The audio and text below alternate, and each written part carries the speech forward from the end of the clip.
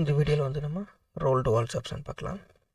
இன்செட்டில் rolled வால்ஸில் rolled வால் இப்படியும் select பண்ணலாம். அவர் வந்து இந்த சிம்பிள் இருக்கும் ரோல்டு வால்ஸ். இது போய்ட்டு ஃபஸ்ட்டு வந்து செலக்ட் ப்ரொஃபைல் வந்து செலக்ட் பண்ணிக்கலாம். ஸோ வந்து நமக்கு இந்த மாதிரி வந்து க்ரியேட் ஆகிடும். இது வந்து ஒரே ப்ரொஃபைல், அதாவது லாஸ்ட்டாக நம்ம பார்த்தோம் பார்த்தீங்களா, எனானிக் சர்ஃபேஸில் வந்து ப்ரொஃபைலோட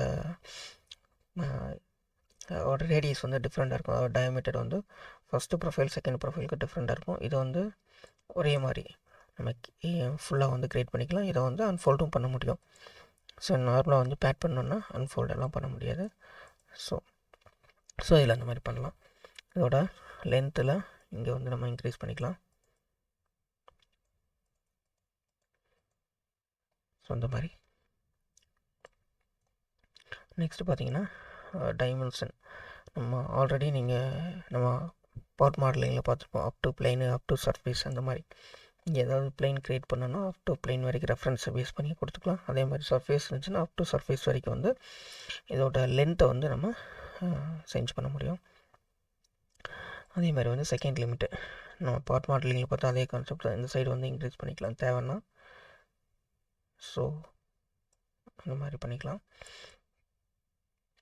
0 கொடுத்துட்றேன்.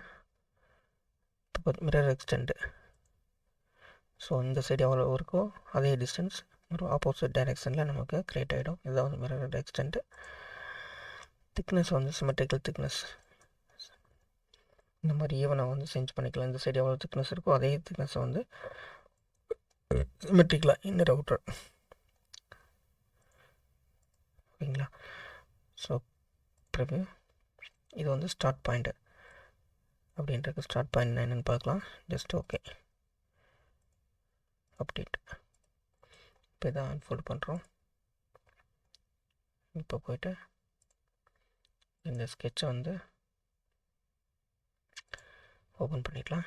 இப்போ ஸ்டார்ட் பாயிண்ட் இருக்கிறதுனால வந்து இந்த சர்க்கிள் இங்கே இருக்குது. ஸோ இங்கேருந்து இது நம்ம என்ன ஆயிருக்கு அப்படின்னா வந்து ஃபோல்ட் ஆகிருக்கு.